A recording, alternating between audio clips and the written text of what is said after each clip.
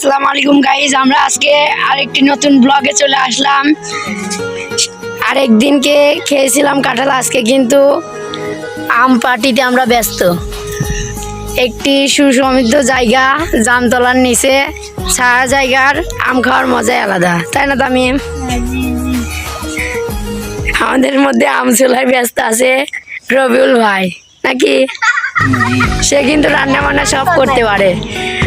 ও এই যে আমরা অনেক ধরনের মশলা ব্যবহার করছি, যেমন কি কি সাজাতে ভাই একটু কম তো। হ্যাঁ, তার সাথে কি এগুলা মিষ্টি নাটক। এই গরমে কিন্তু আম খাওয়ার মজাই আলাদা, তাই না?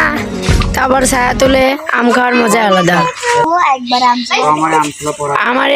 আমাদের আমছোলা প্রায় কমপ্লিট হতে যাচ্ছে, এরপর কিন্তু খাওয়া শুরু করব।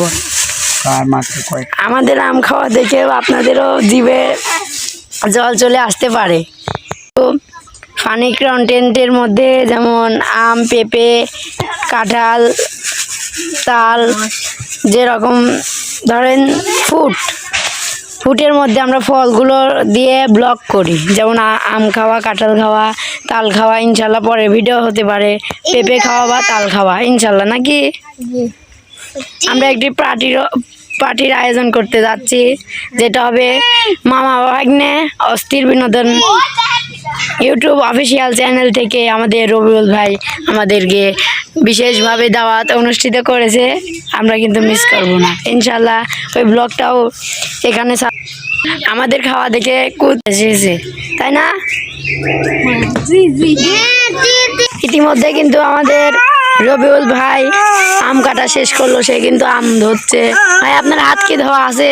হ্যাঁ ভাই, এই দেখেন একবার পরিষ্কার। হ্যাঁ, আমরা কিন্তু নোংরা আবর্জনা খাবার খাই না, নাকি? এরকম হয় নাকি?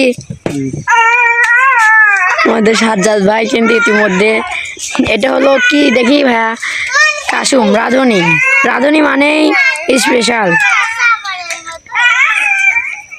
ঝাঁঝা ঝাল। এটা খুব সুন্দর, দেখেন অরিজিনাল স্কোয়ারের জিনিস। হ্যাঁ, আর এগুলা কি হাতের তৈরি, বাড়ির তৈরি। কি কি রয়েছে এর মধ্যে ভাই? ম্যাগি মশলা, টেস্টি সল, এইসব। আমরা কিন্তু অনেক রকম জিনিস দিয়ে আম মাখায় খাচ্ছি।